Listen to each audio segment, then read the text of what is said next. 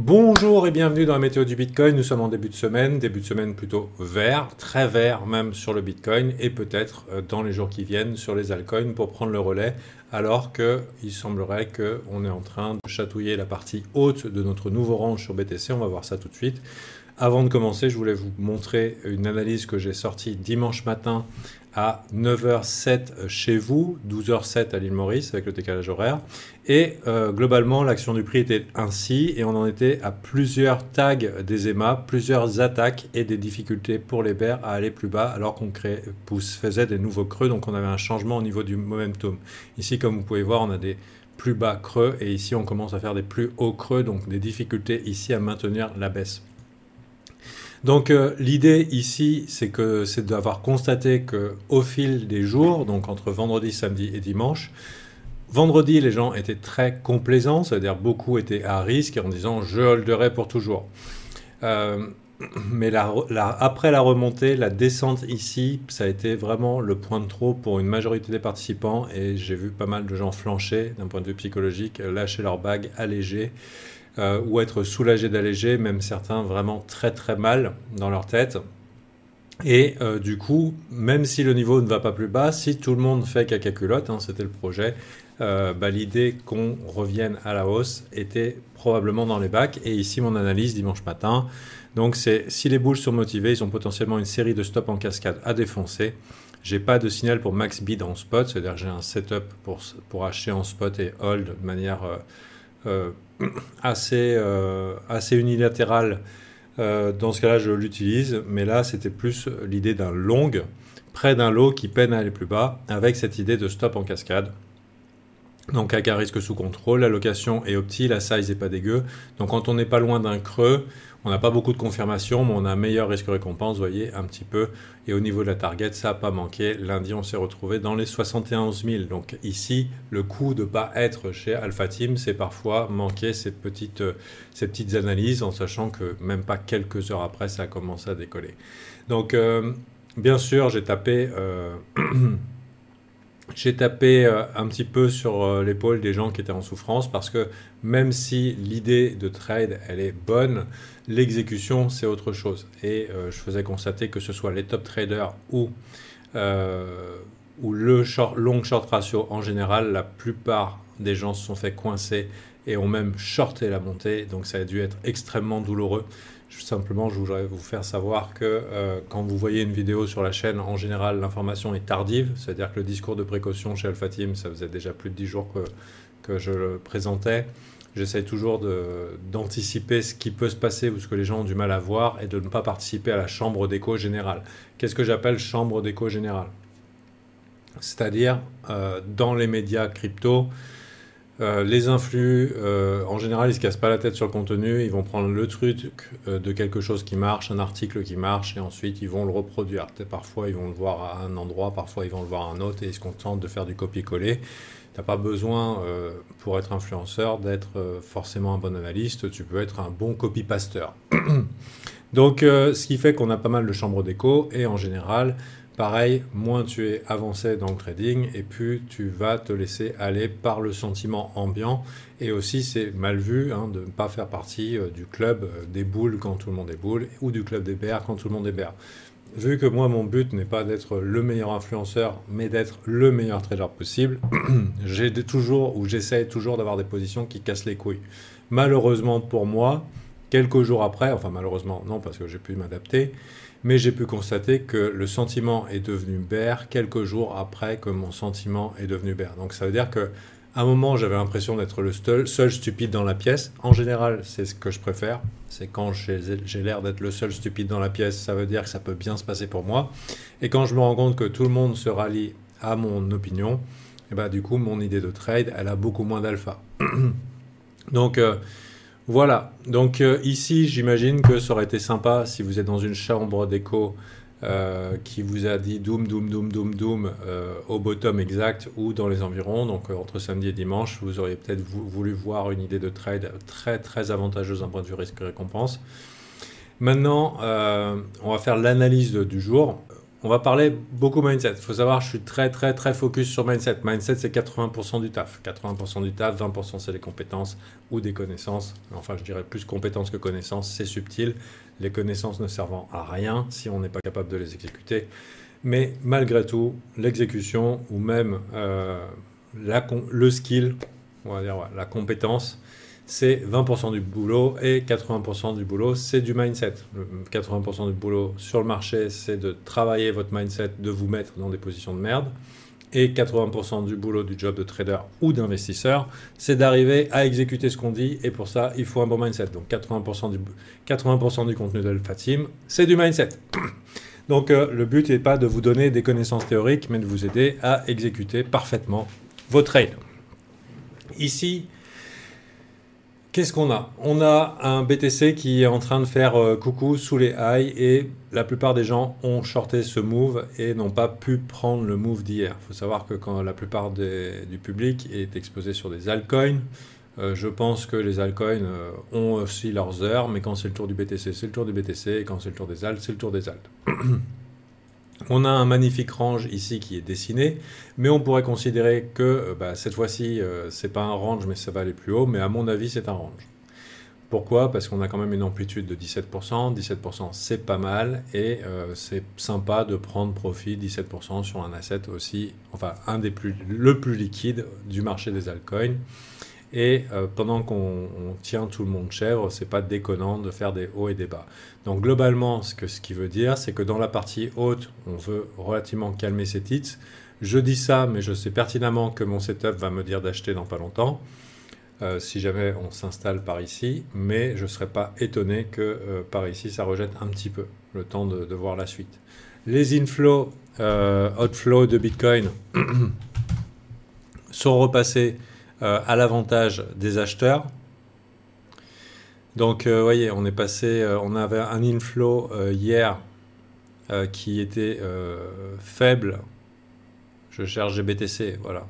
GBTC a vendu 350 et ici, les autres ont absorbé la vente et on est passé en positif. Donc ici, on a les acheteurs qui sont supérieurs aux vendeurs et du coup, ça a dû aider à ajouter au short squeeze et à la montée en disbelief. Donc voilà, maintenant dans la partie haute, on peut se calmer. Maintenant, ce qu'on peut tirer comme conclusion de ce dip, qui n'était pas un gros dip, je vous rappelle que vu le sentiment ambiant par ici, ça rappelait, d'un point de vue, si on avait fait l'analyse chez Alpha Team au niveau des données on-chain, on avait des données on-chain qui étaient relativement similaires à quelque chose comme ça. Donc ça serait pas déconnant qu'on vive quelque chose à peu près similaire. Ça veut dire qu'on n'aille pas beaucoup plus haut, mais qu'on aille ensuite refaire une jambe baissière. C'est possible. Mon idée, c'est qu'on va d'abord aller chercher la TH. Mais ça, c'est pas moi qui décide. Donc pourquoi? Parce que à chaque fois qu'on fait une petite incursion au niveau des ATH, ça fait une nouvelle opération marketing pour les échanges. Ça leur permet de dire au public les cryptos, les cryptos et aux cryptos, et de les travailler au corps psychologiquement pour générer une nouvelle clientèle, de la FOMO et tout. Donc une petite incursion par ici. Je suis bien conscient qu'on est dans une zone vendeuse là, au niveau du FIB. Mais une petite incursion dans les 75 000, c'est pas déconnant, histoire de refaire une opération marketing qu'on a accepté à un nouvel ATH. Je vous ferai remarquer aussi qu'au niveau de la weekly, ça y est, on est en train d'accepter pour de vrai au-dessus de l'ATH de novembre 2021. C'était pas le cas avant. On s'est installé pendant 2 semaines en dessous. On n'a pas réussi à clôturer au-dessus. Et là, ça commence à manifester des signes que les boules ont envie d'en découdre et qu'on peut remonter ici. Donc, je ne vous le cache pas, avec ces mèches, c'est un price action de dingo. Ça va très vite, c'est très volatile et c'est comme ça. De toute façon, c'est du trading et c'est de l'investissement. À partir du moment où vous avez une profession où vous pouvez imprimer de l'argent infini, ça ne va pas vous être offert facilement, gratuitement, etc., etc. Bien sûr, on peut se dire, ouais, si je hold, c'est bon, pas de problème. Mais si c'est pour flancher et vendre le bottom, le hold, pas de problème, c'est un petit peu plus compliqué. Si vous voulez pouvoir hold facilement, simplement risquer un petit peu moins. Ça peut vous aider psychologiquement. Maintenant, effectivement, en bull market, ça peut hold. Donc, je voulais faire un petit bilan au niveau de la psychologie. Ce dip ici a réveillé des peurs qu'on n'avait pas vues depuis longtemps. Les survivants du bear market 2021, qui se rappellent les jours affreux qu'on a connus pendant la descente. Donc, c'est pas évident quand c'est votre premier cycle crypto, enfin, c'est votre premier bear market, parce que la remontée ici est compliquée d'un point de vue psychologique. Et donc, il faut un gros travail sur soi. Je ne sais pas si vous avez vu ma vidéo, j'ai raté mon bull market, mais personnellement, j'ai raté mon bull market 2017. J'ai pu bien le rider parce que j'avais des convictions au niveau du BTC, mais sur les alts, j'étais incapable de tenir des positions altcoin pendant longtemps. Et je commence à voir cette fébrilité au niveau des nouveaux venus, en tout cas les frais survivants de ce bear market, un des bear markets les plus terribles. D'un point de vue psychologique, ça peut devenir dur de holder des alts, surtout quand ça commence à partir dans le rouge. Donc, moi, ce que j'aime bien dans cette idée, c'est que on a eu un dip qui est plus court. Donc, si un dip plus court, je vais voir si ça s'arrête à 0,236 sur Fibonacci, mais c'est possible. On va voir si c'est un 0,236. Non, un 0,382. 0,236, c'est encore plus bull. 0,382 réglementaire, ça peut bien se passer. Avec les inflows ETF, ça peut monter. On a aussi, d'un point de vue fondamental, on a beaucoup d'indications que l'inflation est en train de reprendre. Et que du coup, les assets qui absorbent l'inflation ou narratifs assets absorbeurs d'inflation ont quelque chose de positif pour eux. On voit que le gold est en train d'accepter au-dessus de ses ATH all-time high, c'est-à-dire les plus hauts sommets. Et du coup, on pourrait voir dans le Bitcoin 2.0 cette valeur refuge spéculative. Alors, pourquoi je dis refuge spéculative? C'est que le Bitcoin peut être perçu comme une valeur refuge. Pour moi, c'est un asset à risque, mais ce qui compte, c'est pas ce que moi je pense, mais c'est ce qu'on va faire croire aux gens, globalement aux nouveaux arrivants. Et valeur refuge spéculative, comment? C'est-à-dire que on peut spéculer sur le fait que la majorité des gens ne savent pas encore que c'est une valeur refuge, ce qui laisse de beaux jours pour le Bitcoin dans un environnement où l'inflation augmente et où la Fed ne peut pas agir trop sur l'inflation parce qu'ils ont déjà beaucoup exagéré. En général, ce n'est pas bon pour les assets à risque, c'est-à-dire les actions, mais Bitcoin peut ici avoir la double casquette, asset technologique, un peu comme le Nasdaq, et asset Gold 2.0. Donc pour l'instant, BTC, ça peut très bien se passer maintenant qu'on est au-dessus de l'ATH de 2023. Maintenant, on fait quand même attention. Pourquoi? Parce c'est toujours mieux d'acheter bas de range que de haut du range.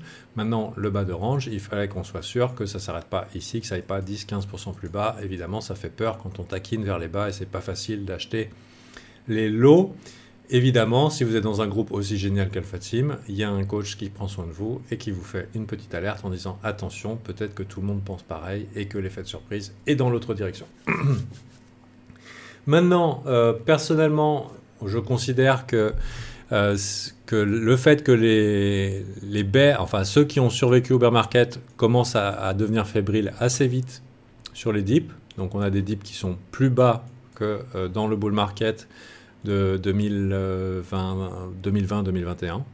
On a des dips de 20% ou de 30% sur BTC. Ça ne veut pas dire qu'on n'aura jamais de dip de 30% ou plus sur BTC. Les Black Swan, ça peut arriver. Mais en attendant, pour l'instant, ça se passe bien. Et on est dans les mains de BlackRock, le nouveau patron de manège, qui a bien les choses en main. Donc on a des dips qui sont plus courts. Pourquoi? Parce que les gens ont peur plus vite. Et aussi parce que les mains fortes, donc les strong hands, ne flanchent pas. C'est-à-dire ils continuent d'acheter massivement. Donc ça, c'est une super information.